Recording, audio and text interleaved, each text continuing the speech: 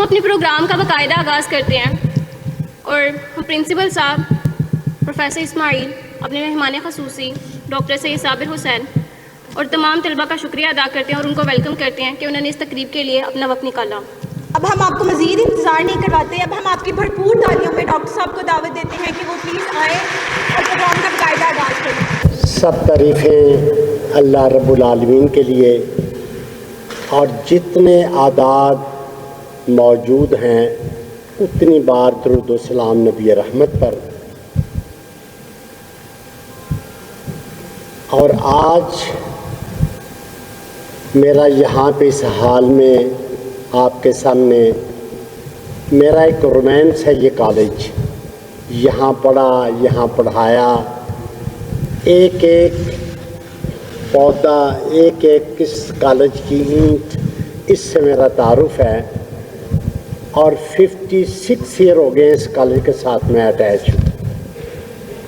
اور میں جب بھی اسٹوڈنٹس کی روشن آنکھیں، چمکتے چہرے دیکھتا ہوں تو میرے اندر ایک شدید خواہش ہوتی ہے کہ جو کچھ میں نے اس عرصے میں سیکھا، جو کچھ میں نے اپنی پرسنالٹی میں اس نالج کو انکلکیٹ کیا، وہ میں آپ تک منتقل کروں۔ اور بنیادی طور پہ میں شاہ جی سے بات کر رہا تھا کہ ایجوکیشن ایک تہذیبی سفر کا ایک تسلسل ہے۔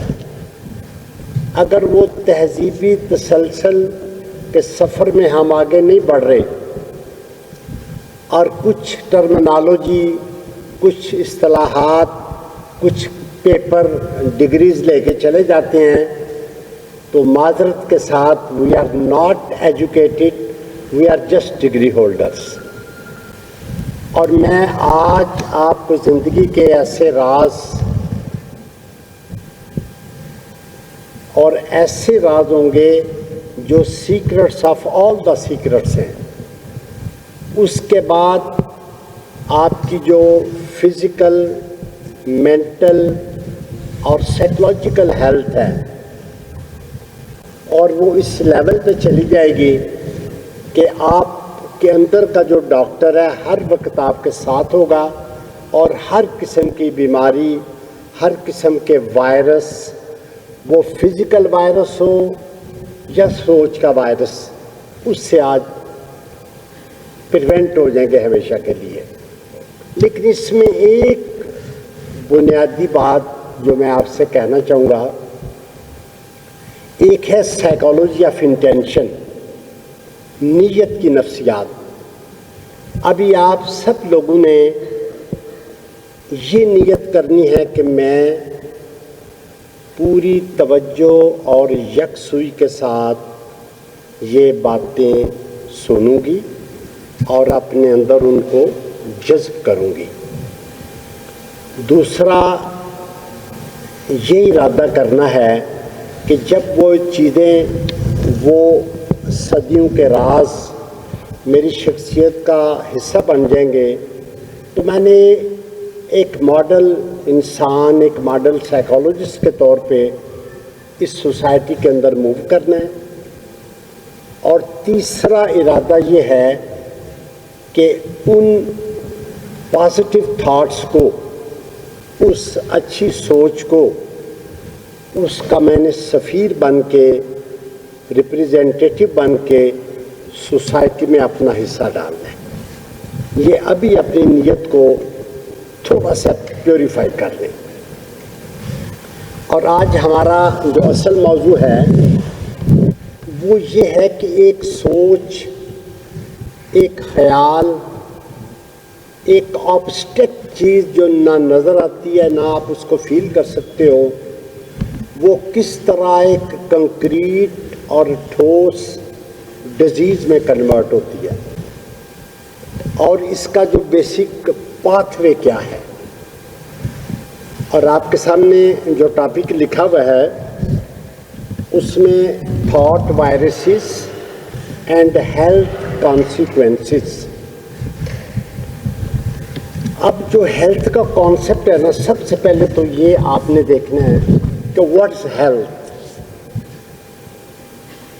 آج ہیلتھ کا کانسیپٹ ٹوٹلی چینج ہے. کہتے ہیں کہ ہیلتھ 5 ڈائمینشنل: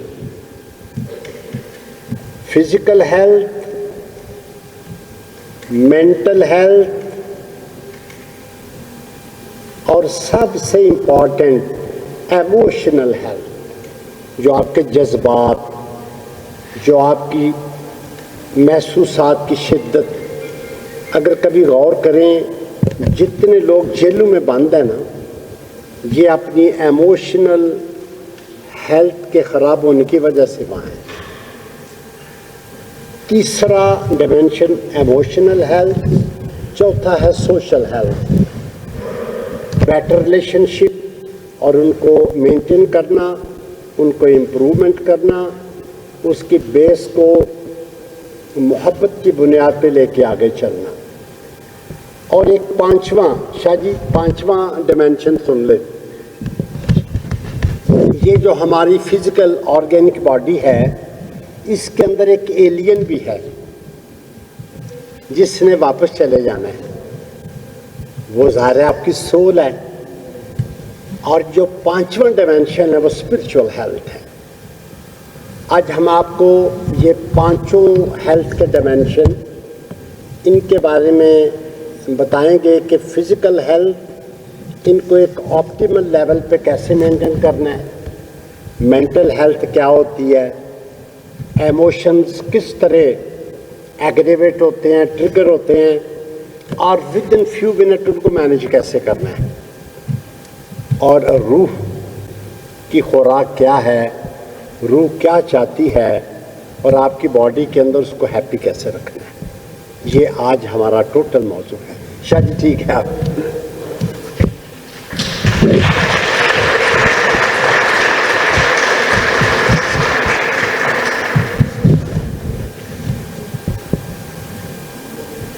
اور جو ہیلتھ کے پیرامیٹرز ہیں، سب سے پہلے ہم دیکھتے ہیں کہ جو فزیکل ہیلتھ ہے، اس کے لیے جو بیسک پیرامیٹر، جو آپٹیمل لیول ہے. Physical health doesn't mean absence of disease. چلو ایک بندے کو کوئی ڈیزیز نہیں ہوتی لیکن ہیلدی نہیں ہوتا، ان ایکٹیو ہوتا ہے، وہ ہوپ لیسنس کا شکار ہوتا ہے.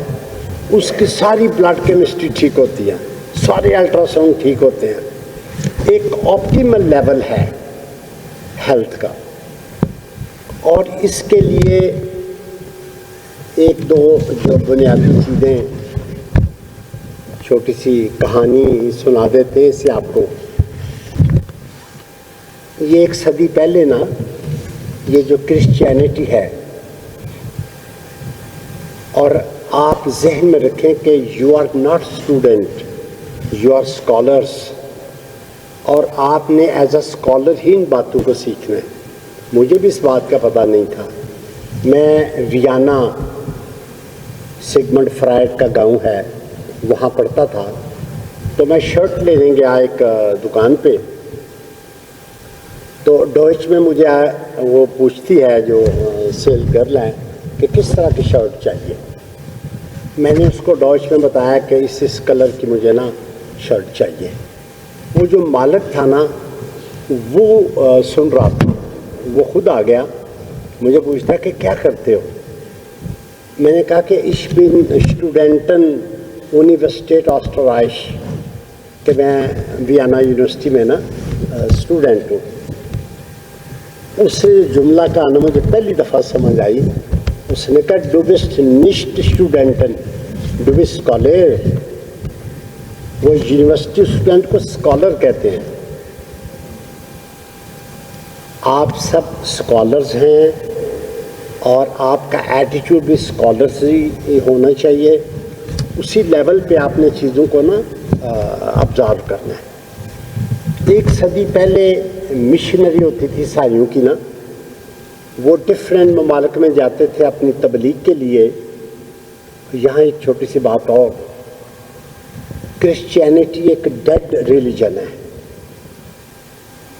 اور ان کی جو پریکٹسز اور بکس ان کے ایڈیشن سارے ڈفرینٹ ہیں. ایک کانسیپٹ ہے جس کی وجہ سے یہ ابھی تک چل رہا ہے, اور وہ سائیکولوجیکلی آپ دیکھیں وہ کیا چیز ہے, وہ ہے کنفیشن, جس کو آپ اپنی زبان میں کتھارسس کا نام دیتے ہیں. سنڈے کو جاتے ہیں چرچ اور کہتے ہیں او مائی فادر آئی ڈڈ دس دس دس دس سن, اور فادر کہتا ہے in the name of Jesus I have taken your all sins. اس سے کانسیپٹ سے ان کے ریگریٹس, ان کے گلٹی فیلنگس ایک دم ان کا گراف ڈاؤن ہو جاتا ہے, اور ایک اس کانسیپٹ سے بچے ہوئے ہیں. نیدرلینڈ کا ایک نوجوان تھا, تو اس نے ارادہ کیا کہ میں ایز اے مشنری. اچھا, مشنری بنانے سے پہلے وہ کیا کرتے تھے, ریلیجن کی تعلیم کے ساتھ ساتھ ہیلتھ کی ایجوکیشن بھی دیتے تھے, تاکہ جا کے لوگوں کا علاج معالجہ بھی کریں, ان کی ہیلپ کریں اور پھر تبلیغ بھی کریں. جب وہ نوجوان میڈیکل کالج میں گیا, اس نے ایجوکیشن شروع کی, اس کو یہ تعلیم بہت اچھی لگی. اس نے ارادہ بدل لیا اور وہ اپنے میڈیکل کے فیلڈ میں دنیا کا ٹاپ ڈاکٹر بن گیا. اور اس کے بعد اس نے ایک کتاب لکھی, اور ڈاکٹر صاحب دنیا سے رخصت ہو گئے. مرنے کے بعد ایک کتاب تھی, ایک پتلون تھی اور 2-3 شرٹیں تھیں بس. اور اس کتاب پہ لکھا ہوا تھا کہ اس کتاب کو نیلام کرنا ہے, اور جو سب سے زیادہ پیسے دے اس کو دے دینی ہے. یہ اناؤنس ہو گیا. ویانا کا یہ ایک بہت بڑا امیر آدمی تھا, وہ بیمار تھا, وہ فرانس علاج کے لیے گیا, اس کو پتہ چلا, وہ بھی نیدرلینڈ چلا گیا. اس نے اپنی جاگیر کا 1/3 پیسے دے کے وہ کتاب پرچیز کر لی. آپ دیکھ رہے ہیں پاک نیوز, پاکستان کی آواز.